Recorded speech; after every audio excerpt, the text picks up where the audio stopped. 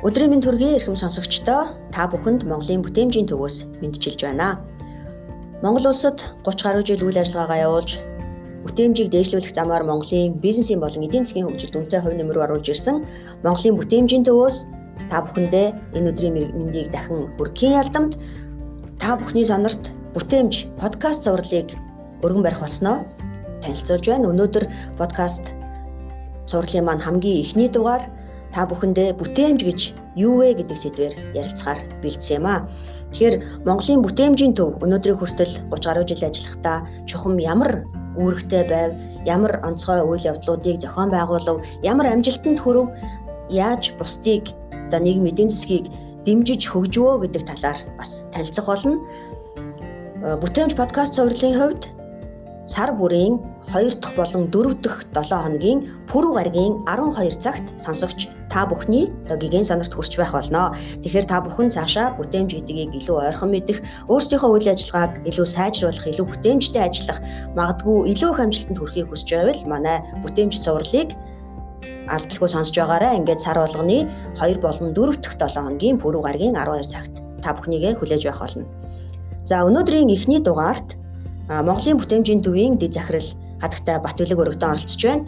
Тэгэхээр юуны өмнө бүтээмж гэж чухам юу хэлж байгаа юм бэ гэдгээ ярилцахын өмнө энэ байгууллага чухам яагаад байгуулагдав? Яг бүтээмжийн төв гэдэг байгууллага өнөөдрийн хүртэл чухам юу хийвэ? Энэ талаараа тавч танилцуулахыг хүсье.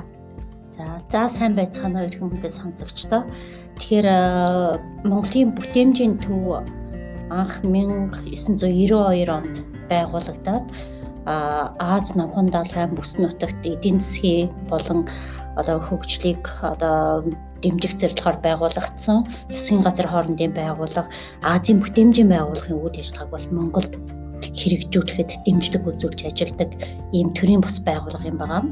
Тэгэхээр бүтээмжийн хөтөлбөр бол Монгол улсад өрнөд 30 жил болсон байна. Энэ хугацаанд бол бид нар бас үе шаттайгаар бүтээмжийн хөдөлгөөнийг өрнүүлэх, эрчимжүүлэх, нийтэд түгээх, нийтийг хамруулах ийм замаар бол маш их туршлагыг хөрөнгөлүүлсэн байна. За эхний 10 жил бол бид нар бүтээмж гэдэг маань юу юм бэ? Яагаад улс орны эдийн засаг чухал юм? Яагаад энэ компани аж ахуйн нэгжүүд төрийн болон төрийн бус байгууллагууд энэ бүтээмжийг авч явах ёстой юм бэ гэдэг талаар бол нэлээд юм ойлголтыг өгөх тэдгээрийг бүтээмжийн хөтөлбөрөнд татаж оруулах талаар бол үйл ажиллагаагаа чиглүүлж ажиллаж байсан.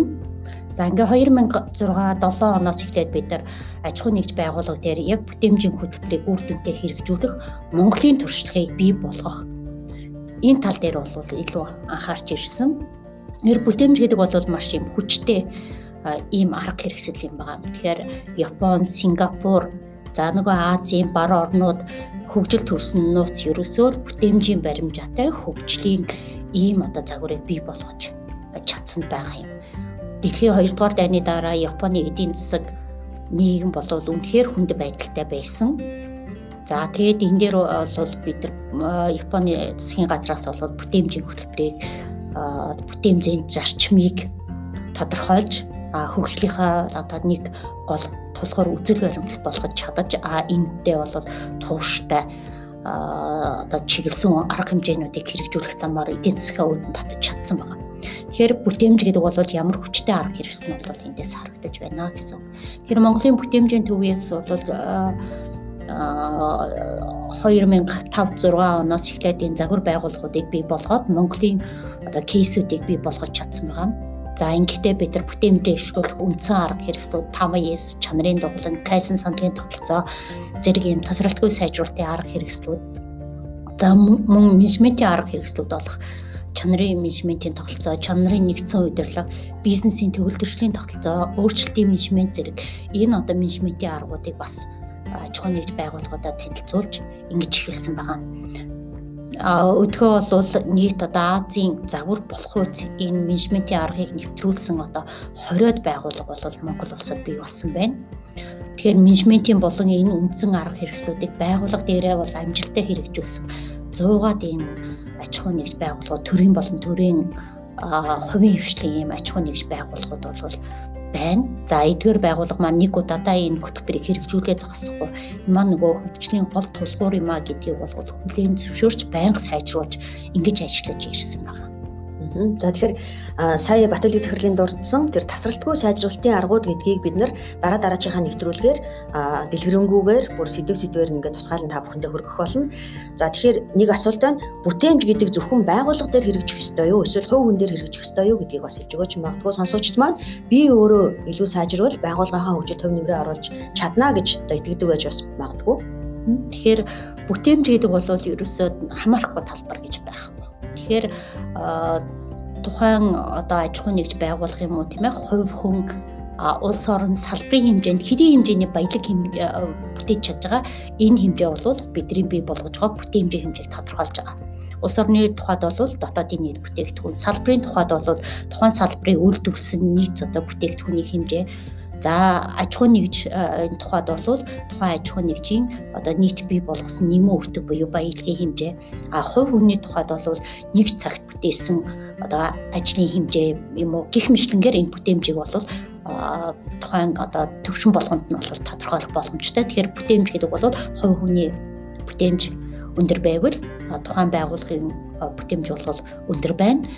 Байгууллага болгон бүтээмжтэй ажиллана гэдэг маань бидний нөгөө үндэсний хэмжээнд бий болгож байгаа баялагын хэмжээг нэмэгдүүлж байгаа. Энэ хэмжээгээр улс орны өрсөлдөх чадвар буюу дотоодын нийт бүтээгдэхүүний хэмжээ нөгөө баялагын хэмжээ маань нэмэгдэж байна гэсэн үг. Тэгэхээр бид нар бүтээмжийг зөвхөн аж ахуй нэгж энэ тухайд биш тийм ээ, хувь хүний тухайд мөн улс орны эдийн засгийн энэ цар хүрээнд болвол авч үзэх шаардлагатай. Тэгэхээр энэ маань бүгдээрээ уялдаа холбоотой. Хувь хүн бүтээмжтэй байна гэдэг маань байгууллага бүтээмжтэй байна. Байгууллага бүтээмжтэй байна гэдэг маань улс орны эдийн засаг хөгжил болвол одоо эрчимжих боломжтой. Энэ маань буцаад хувь хүн буюу одоо бизнесээ явуулах, хувь хүний хөгжих энэ одоо дэд бүтц тийм ээ таатай орчныг бий болгох гэсэн ийм гинжин холбоод байдаг ийм асуудал юм байна. Тэгэхээр тасралтгүй сайжруулалтын арга гэдэг энэ бол мэрэгшээд ирэхээр үнэхээр өөрийнхөө хаана болохгүй байна гэдгийг хүнч төр байгууллагч төр хэмжээд ирэхээр цаашаа яаж сайжрах вэ гэдгийг мэддэг болох байх та. Тэгэхээр зүгээр хамгийн энгийн үгээр хэлэхэд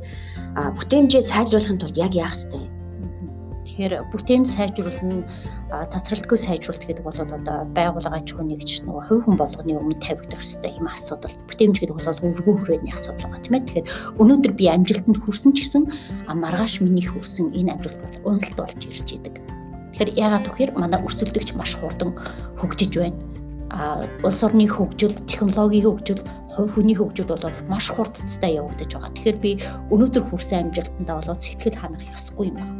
Тэгэхээр цаана нь заавал сайжруулах боломж хүрэх дараагийн түвшин амжилт маань үргэлж байж байдаг. Тэгэхээр бид нар тэнч хэлсэн үйл ажиллагаа тасралтгүй сайжруулалтыг байнга авч явж явах хэрэгтэй. Тэгэхээр бүтээмж гэдэг маань ерөөсөө өнөөдөр нь өчигдрөөсөө илүү сайн хүрэх, маргааш нь өнөөдрөөсөө илүү сайн хүрэх энэ хүсэл эрмэлзэл энэ үйл ажиллагаанд одоо чиглэсэн байх ёстой юм аа. Ингэж байж бид нар бүтээмжтэй одоо тасралтгүй сайжруулалтыг бий болгож ажиллах боломжтой. Тэгэхээр хүн өнөөдрөөсөө илүү сайжраад илүү сайжрахын тулд хүсэл эрмэлзэлтэй байх ёстой гэж юм тийм үү. Тэгэхээр хүний хүсэл эрмэлзэл гэдэг бол хувь хүний мөн чанартай холбоотой байдаг. Тэгэхээр байгууллага өөрөө байгууллагын хүсэл эрмэлзэл гэдэг нь тэнд ажиллаж байгаа нэгж болгоны хүн бүрийн одоо байгууллагынхаа тэр мөн чанарыг одоо эрхэм зорилго алсын харааг сайтар ойлгосных байх ёстой баг тийм үү.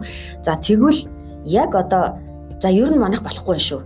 Энийг болохгүй байна гэдгийг мэдээд байгаа мөртлөө яг юу нь болохгүй байна гэдгийг ингээ мэдэхгүй байвал яах вэ? Тэгэхээр энэ дээр бид нар нөгөө би хаана байна уу тийм ээ? Манай байгууллага хаана байна уу?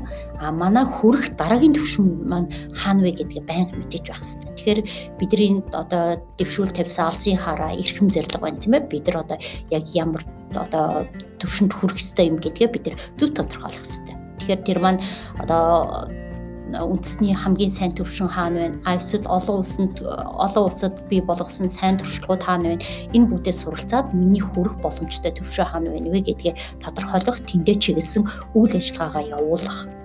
Хэдийн хэмжээгээр би энэ сайжруулалтыг хийж болох уу гэдэг энэ нөгөө акшн план буюу үйл ажиллагааны төлөвлөлтөө үе шатаагаар одоо зорилттой түвшингөө тодорхойлох замаар тодорхойлж энэ алсын хараа эрхэм зорилгоо биелүүлэхэд чиглэсэн ийм үйл ажиллагаагаа явуулах хэрэгтэй. Энэ маань системтэй төлөвлөгдсөн одоо ийм одоо ажил байх хэвээр. Түүнээс зүгээр би илүү сайн байна гэд илүү их хүч чармаалт гаргаад юм уу илүү цаг зарцуулаад юм уу ингэж ажиллах биш. Энэ маань системтэй төлөвлөгдсөн ийм ажил байх хэвээр юм аа, бүтээмжийн ажил гэдэг юм. Тэгэхээр яг Монголын бүтээмжийн төвтэй хамтран ажиллаад магадгүй яг тэр үед одоо нэг 10 жилийн өмнө гэж үзье л да. 10 жилийн өмнө яг өөрийнхөө байгууллагыг за манайх арай нэг одоо ажил маань жоохон саатаад байх шүү. Бид нар жоохон удаашралтай байх шүү гэж мэдээд яг бүтээмжийн төвтэй хамтарч ажиллаад өнөөдрийнх нь төвшөнд одоо их өндөр амжилт гаргасан байгаа тийм тэргуун туршлага ганц нэг жишээг ялангуяа болж игэл Монголынхоо жишээг та танилцуулаач. Тэгэхээр хамгийн анх загвар байгууллага бол бид нар 97-8 онд бол говь хувьцаат компани дээр Японы менежментийн арга буюу 5S энэ Kaizen аргыг бол нэвтрүүлэхийн одоо хөтөлбөр хэрэгжиж байсан. За тэгээ 2005 онд бол Багнуур хувьцаат компанид бид нар энэ бүтээмжийн хөтөлбөрийг хэрэгжүүлсэн, өөрчлөлтийн менежментийн хөтөлбөрийг. Тэгээ анх бид нар энэ асуудлыг танилцуулаад зарчмаа танилцуулаад ингээ явж хахад одоо тэр Японд байдаг туршлага Монголд нийцэхгүй. Тэр тусмаа уурхаа дээр юу яриад байгаа тийм ээ, энийг хүлээж авдаггүй байсан. За ингээд мэдээж энэ хөтөлбөр өөрчлөлт шинжилтийг хийж байгаа, хүний өөрчлөлтийг хийж байгаа, менежментийн өөрчлөлтийг хийж байгаа учраас маш их хүчин чармайл системтэй ийм үйл ажиллагаануудаар бол бид нар энэ хөтөлбөрийг бол амжилттай хэрэгжүүлсэн. За тэг ингээд хэрэгжүүлсний үр дүнд бол хувь хүний өөрчлөлт, байгууллагын соёлын өөрчлөлт дүр төрх бол эрс өөрчлөгдсөн. Үнэхээр байгууллага өөрчлөгдөж болт юм байна, хувь хүн өөрчлөгдөж болт юм байна. Бүтээмжийг дэвшүүлснээр одоо гарах үр нөлөөд нь маань ийм чухал байт юмаа гэдгийг бол Монгол кейс дээр бол анхлаа харуулсан ийм амжилттай төсөл юм байна. Тэгэхээр энэний дараагаар бид нэр дархны дулааны цэцлэгаан станц дээр бол хувьцаат компани дээр энэ өөрчлөлтийн менежментийн хөтөлбөрийг одоо дотоодын экспертүүдийн тусламжтайгаар бол хэрэгжүүлсэн. Тэгэхээр станц дотор тийм ээ тэр одоо хүнд нөхцөлд тийм шар шалтай цэх байна гэж бодохоор энэ дээр ямар өөрчлөлт, ямар их одоо боломж байгааг бол харах боломжтой. За нөгөө талаас мөн бид нар Эрдэнэтийн уурхаа дээр Эрдэнэтийн уулын баяжуулах үйлдвэр дээр бас 2005 оноос хойш энэ өөрчлөлтийн менежмент буюу бүтээмжийн хөтөлбөр дээр нь бас хамтарч ажиллаж байнгын техникийн зөвлөгөө өгч ингэж хамтарч ажиллаж ирсэн. Тэгэхээр бүтээмжийн хөтөлбөр гэдэг бол уйггүй ажил, системтэй ажил, үр өгөөж нь бол нэлээд хүчин чармаалт гаргасны дараа гарч ирж идэг ийм ажил юм байна. Тэгэхээр бүтээмжийн сайжруулалт, бүтээмжийн одоо энэ хөтөлбөр гэдэг маань ерөөсөө хувь хүний байгууллагын соёлын өөрчлөлт, хүнийг өөрчлөн гэдэг маань бол асар их хүчин чармаалт шаардлагатай ийм ажил байдаг юм аа. Тэгэхээр яг бүтээмж гэдгийг өөрийг нь юугаар хэмжих вэ? Жишээлбэл одоо усыг литрээр хэмжинэ дээ тийм ээ. Тэгэхээр яг бүтээмж гэдгийг бид нар яг юугаар хэмжих вэ? Яг юу гэж ойлгох хэрэгтэй вэ? Тэгэхээр бүтээмж гэдэг маань бол ерөөсөө орц харцын харьцаа буюу бид нар хэдийн хэмжээний одоо нөөцийг зарцуулаад хэдийн хэмжээний гарцыг бий болгож чадж байгаа энэ чадамжийг бол эдийн засгийн хөгжих талаасаа бид нар бүтээмж гэж нэрдээд байгаа. За энэгээр бол бид нар нийт бүтээмжийг хэмжиж байгаа. Тэгэхээр бүтээмж гэдэг маань нөгөө талаасаа бас энэ процессыг сайжруулалт буюу одоо орцын үр ашигтай байдал, процессын үр дүнтэй зохион байгуулалт, гарцын үр дүнтэй байдлыг бол бид нар нийтэд нь бүтээмж гэж нэрлэдэг байгаа. Тэгэхээр бид нар энэ хэр бүтээмжтэй байна вэ гэдгээ бид нар дотоод нөгөө орцын нөөцийн ашиглалт, процессын зөв зохион байгуулалт, гадаад талаасаа бол хэрэглэгчид бид нар хэр одоо чанартай бүтээгдэхүүн үйлчлэгийг хүргэсэн буюу хэр үр дүнтэй байсан бэ гэдгээр бол хэмжих боломжтой. За нөгөө талаасаа бүтээмж гэдэг маань урт хугацаанд бол нийгэмд үзүүлж байгаа нөлөөлөл, хувь хүний хөгжил, байгууллагын хөгжил, соёлын одоо хөгжил энэ бүгдийн одоо өөрчлөлтийн хувь хэмжээгээр бол бид нар өргөн хэмжээнд бол хэмжих боломжтой юм.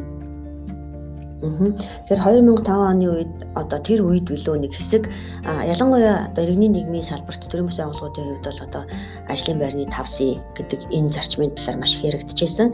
Тэгэхдээ сүүлийн үед болохоор энэ талаар нэг дурддахгүй одоо яг хэрэгжүүлж байгаа байгууллагууд гэх юм уу та тийм ээ тэр харьцангуй цөөхөн одоо болсон байл та. Тэгэхээр ямар ч юм өөрчлөгдөж хувьсж байдаг мэдээж тэр нь сайн тал руугаа хөгжиж байвал сайн. За тэгвэл одоо энэ одоо хамгийн тодорхой байгаа жишээ нь ажлын 5C гэдэг дээр үзье л та. Энэ өөрөө дахиж өөрчлөгдсөн үү?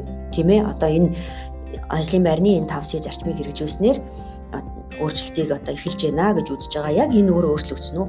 Бүтээмж гэдэг юм өөрөө яаж хөгжиж байна? За тэгэхээр яг хоо 5C ажлын байрны соёл гэдэг тийм ээ Японы менежментийн нэг одоо хүчирхэг ийм арга хэрэгсэл юм байна. Тэгэхээр бид нар бүтээмжийн талаар ярьж эхлэх одоо нөгөө суурь арга бол ерөөсөө 5S. 5S-ийг хэрэгжүүлж эхлэегүй үедээ би хичнээн ISO чанарын менежментийн тогтолцоог хэрэгжүүлэх, хичнээн одоо тэр гүйцэтгэлийн үнэлгээний системийг хэрэгжүүлээгээд бол хэрэгжих боломж тун хэцүү. Тэгэхээр бид нар нөгөө нэг байгууллагын одоо тасралтгүй сайжруулалтын соёлыг тавихын тулд энэ суурь арга хэрэгсэлтэй авч үзэхээс өөр аргагүй. За зарим байгууллагууд бол энэ 5C бол одоо хоцрогцоо олон жил ярьчлаа гэх ингээ ярьдаг тийм ээ. Японы аж ахуйн нэгж байгууллагууд төрийн болон хувийн хвшил дээр ерөөсөө альж байгууллага дээр орсон ерөөсөө Kaizen болонтой хүн болгон 5S-ийг хэрэгжүүлдэг, хаягжуулалт нөгөө Seiten, Seiso бүх юм хийгдээ ингээ явж идэг. Тэр бол нөгөө норм болчихсон үйл ажиллагааных нэг хэсэг болсон байдаг. Одоо 10 жил бүтээмжийн хөтөлбөрийг хэрэгжүүлээд явж байгаа одоо Эрдэнэт уулын баяжуулах үйлдвэр байдаг юм уу, дархны одоо дулааны цэвэрлэгээ станц гэдэг юм уу, энэ нөгөө бүтээмжийн тэргүүлэгч компаниуд бол 5S ерөөсөө өдөр тутмынхны ажил болцсон. Тэрийг ингэж одоо шин зүйл шиг ингэж яриха болсон. Яг 2005 оны үед 6 оны үед бол одоо 5S маань бид нар хэрэгжүүлэх ёстой маа, энэ Японы менежментийг бид нар авч үзэх ёстой маа гэдэг анх танилцуулж исэн үедээ бол хүмүүст бол нэлээд юм шин юм шиг ингэ соргог юм шиг хүлээгдэж байсан бол одоо энэ маань байгууллагууд дээр бол норм болоод ингэ явчихж байгаа учраас магадгүй хүмүүсүүдний хоцрогдсон юм уу, энийг яриха байчлаа гэсэн байж магадгүй. За бүтээмжийн хөтөлбөр Kaizen одоо саналын тогтолцоо юм уу, чанарын дугуйлан, чанарын нэгдсэн удирдлага. За энэ зүйлүүд маань бол мэдээж арга хэрэгсэл хэрэгжилж байгаа тэр одоо методологийн талаас бол өөрчлөгдөж байгаа. Одоо Kaizen саналыг бол илүү цахимаар хүлээгээд авчдаг ч юм уу, тийм ээ. Бүтээмжийн үнэлгээний систем маань илүү цахимждаг ч юм уу. Гэх мэтлэнгээр энэ цаг үеэ дагаад бол өөрчлөлтүүд бол гарч байгаа. Гэхдээ үндсэн зарчим маань бол ерөнхийдөө хэвээрээ байгаа. За тэгэхээр мэдээж хэрэг подкастынхаа дараагийн дугаараар бид нар жишээ нь 5 системийн талаар илүү дэлгэрэнгүй яг одоо онлайн болон одоо практик жишээ бүх юм мэдээллүүдийг яг тусгаал өгөөд явна. Тэгэхээр бүтээмжийн төв өөрөө бас өөрчлөгдөж байгаа, өөрөө бас хөгжиж байгаа тийм ээ. Тэгэхээр яг одоо бүтээмжийн төв цаашид ярина юу хийх гэж байна. Эргээд бас энэ чинь 3-10 жилийг одоо үйл ажиллагаа явуулаад өнгөрсний тэр туршлага дээрээ үндэслээд цаашаага ер нь яавал зүйтэй гэж харж байна. Тэгэхээр энэ бас нэг одоо бүтээмжийн нэг хэсэг байх тийм ээ. Тийм түрүүн би ярьжсэн тийм ээ. Эхний 10 жил бол бид нар мэдлэгийг түгээх, хүмүүст ойлголт олгох. Дараагийн 10 жилд бол бид нэр илүү нөгөө хөтөлбөр чиглэсэн үйл ажиллагаанууд явуулж исэн. За одоо бол салбарын түвшинд бол бид нар төрийн байгууллагын бүтээмж юм уу тийм ээ, жижиг дунд үйлдвэрлэлд зориулсан, эсвэл боловсролын эрүүл мэндийн салбарт зориулсан хөтөлбөрүүдийг бол илүү салбарын түвшинд авч үзэж ингэж өр нөлөөг дээшлүүлэх ийм хөтөлбөрүүдийг хэрэгжүүлж ирсэн байгаа. За одоо яг өнөөгийн төвшөнд бидний хэрэгжүүлж байгаа бүтээмжийн төвд өөрийн үйл ажиллагаанд нэвтрүүлж байгаа гол зүйл маань дижитал шилжилт буюу аж үйлдвэрлэлийн 4-р хувьсгалын энэ одоо технологийн шийдлүүдийг бол үйл ажиллагаанд нэвтрүүлэхийг зорж байгаа. За мөн байгууллагууд, аж ахуйн нэгжүүд нөгөө харилцагчид нартай болохоор бид нар нөгөө илүү смарт одоо технологийн шийдлэр бүтээмжийг дэвшлүүлэх талаар бол илүү зөвлөж ийм чиглэлүүдийг өгч ажиллаж байгаа. Тэгэхээр өнөөдөр цар тахлын энэ үеч гэсэн бид нар бизнесийн тасралтгүй байдлыг хангах, үйл ажиллагааны тасралтгүй байдлыг хангах бас нэг гол шийдэл маань бол энэ цахим шилжилт байгаа юм. Тэгэхээр энэ дээр бол манай хөтөлбөр бас илүү чиглэж энэ талаар бид нар бас үйлчилгээгээ цахимаар хөргөх, бүтээмжийн цахим одоо үнэлгээний системийг бий болгох гэсэн энэ нэг чиглэлийг бол бид нар илүү төлөвлөгөө авч үзэж байгаа. За нөгөө талаас манай үйл ажиллагааны бас нэг гол чиглэл бол бид нар одоо чадварыг бэхжүүлэх, бүтээмжийн чадварыг бий болгох, бүтээмжийн мэргэжилтнүүдийг олноор төрүүлэх талаар бол нэлээд хүчин чармаалт гаргаж ажилласан. Азийн бүтээмжийн байгууллагаар болон үндэсний хэмжээнд бол бид нар 800-аад ийм бүтээмжийн мэргэжилтнийг бэлтгэсэн байгаа. Тэгэхээр энэ 2020 оноос эхлээд бол бид нар Азийн бүтээмжийн байгууллагын итгэмжлийн байгууллагаар одоо итгэмжлэгдсэн энэ баталгаажсан бүтээмжийн мэргэжилтнүүдийг бий болгох энэ одоо хөтөлбөрийг хэрэгжүүлээд явж байна. Эхний 12 одоо бүтээмжийн мэрэгжилтэн маань Азийн бүтээмжийн байгууллагаар баталгаажсан одоо энэ бүтээмжийн мэрэгжилтэн болгохын шаардлагыг хангаад одоо ингэ явж байна.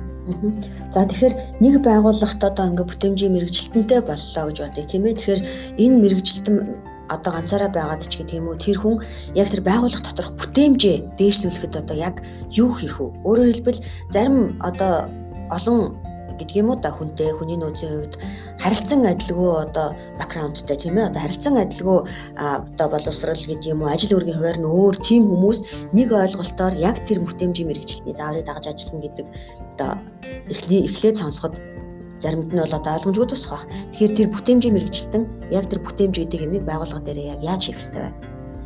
Тэгэхээр бүтээмжийн мэрэгжилтэн гэдэг бол маш чухал юм хүн байгаа. Тэгэхээр өмнө нь бол бүтээмжийн мэрэгжилтэн гэж баг байдаггүй байгууллагууд дээр хүний нөөцийн мэрэгжилтэн нэг юм сургалтаа хийдэг, хүмүүсүүдээ ажлын байраа одоо хангадаг ийм байсан бол одоо бүтээмжийн мэрэгжилтэн гэж энэ одоо ажлын байрыг бол ихэнх байгууллагууд дээр бас бий болгоод шинээр бий болгоод ингээ ажилуулад хийсэн байгаа. Энэ бол бас маш том дэвшил. Тэгэхээр бүтээмжийн мэрэгжилтэн гэдэг бол тухайн байгууллагын үйл ажиллагааг цогцоор нь одоо харж хаана сайжруулалт хийх боломжтой байна уу тийм ээ. Манайх үр ашигын түвшин ямар байна уу, үр дүнгийн түвшин дээр ямар байна уу гэдэг дээр дүн шинжилгээ хийгээд тэн дээр сайжруулалтын хөтөлбөрийг хэрэгжүүлээд явах ийм чадвартай маш ийм өргөн хүрээний мэдлэгтэй ийм чадварлаг ажилтан байх ёстой. Ингэж үжиж байгууллага дотор бол үр дүнтэй ажиллах боломжтой байдаг. Тэгэхээр бүтээмжийн мэрэгжилтэн гэдэг бол тухайн байгууллагт одоо хөгжлийг авчрах илүү одоо сайн одоо боломж тийм ээ, эрсдлийг одоо үйл ажиллагаанд хөрвүүлж чаддаг ийм одоо чадварлаг ажилтан байх юм байна. За тэгэхээр одоо сая та бүхний одоо сонссончлон байгууллагын хөгжлийг урагшин одоо татаад, чирээд, тийм ээ, үлгэрлээд ингээд явах тэр бүтээмжийн мэрэгжилтийн одоо ямар чухал вэ гэдгийг бас бид нэр дараачихаа нэвтрүүлгийн дугаараар танилцуулна. Тэгэхээр эхнээсээ өөрчлөлт гэдэг юм нэн чухал шүү. Өөрчлөлт болгон хөгжилд хүргэж яхах нь чухал шүү гэдгийг бол та бүхэн мэдж байгаа. Тэгэхээр 2006 оны үед одоо Монголын бүтээмжийн төвийн бас үлгэр жишээ байгууллагуудын нэг нь яг өөрчлөлтийг өөрөөсөө эхэл гэдгийг ойлгосон гэдэг хариулт өгч ирснийг бол би одоо санаж байна. Тийм учраас өөрчлөлтийг өөрөөсөө эхэл, энэ бол хүн болгон хүн ч гэсэн хөгжихийн тулд өөрөөсөө эхлэх ёстой. Тэгэхээр энийг яг одоо таны өөрийн чинь жишээн дээр бас одоо лавлаж асуумаар байна. Тэгэхээр Батбэлэг гэдэг хүн бүтээмжийг өөртөө хэрхэн хэрэгжүүлв, тийм ээ, өөрчлөлтийг өөрөөсөө эхэлснээр та ямар амжилтанд хүрвэ? Тэгэхээр одоо би одоо энэ бүтээмжийн мэрэгжилтнээр ажиллаад нийт одоо 15-6 жил ажиллаж байна. Тэгэхээр яг нэлээд тууштай ажиллалаа. Энэ хэмжээгээр бол би бас өөрийгөө бас одоо улс орны хэмжээнд, салбарын хэмжээнд, тийм ээ, компани хэмжээнд, хувь хүний хэмжээнд одоо хөгжлийг олж харах, тэр хөгжлийг илүү эрчимтэй одоо хэрэгжүүлэх, тэр өөрчлөлтийг авчрах энэ арга замууд дээр бол бас нэг арай нэг гайгүй төвшөнд бас нэг зөвлөгөө өгөөд туслаад дэмжиж явах ийм одоо чадвартай болсон гэж үзэж байгаа. Энэ маань ерөөсөө л нөгөө бүтээмжийн баримжаа, бүтээмжийн соёлын одоо ойлгож тэрийг одоо бидээ шингээж чадсны үр дүн юм болов гэж бодож байна. За тэгэхээр цаашид байгууллагын бүтээмжийн мэрэгжилтнүүд түүнээс цаашаа одоо удирдах түвшний хүмүүс өөрсдөө одоо өөрчлөлтийг, эерэг сайн өөрчлөлтийг өөрсдөөсөө эхлээд одоо бүтээмжээ нэмэгдүүлээд өөрсдийнхөө байгууллага, өөрийнхөө амьдрал, тэгээд улс орныхоо хөгжил төв нэмрээ оруулах байх гэж бодож байна. Тэгэхээр цаашаа бол олон сонирхолтой сэдвүүд байгаа. Бүтээмжийн төвийн мэрэгжилтнүүд одоо экспертүүд маань ээлжлээ та бүхэндээ хүргэх болно. За ингээд бидэнтэй хамт байсан сонсогч танд баярлалаа. Тунгуудахгүй дараагийн одоо пүрэв гарагт дахин уулзцгаая. Ингээд бүтээмжийн төвийн 30 жилийн мэндийг хүргэе. Бид нэр одоо нэвтрүүлэг болгондоо та бүхэнтэйгээ хамт 30 жилээ тэмдэглэж байгаа шүү гэдгээ хэлхийг хүсэж байна. Ингээд өдрийг сайхан өнгөрөөгөөрэй. За баярлалаа.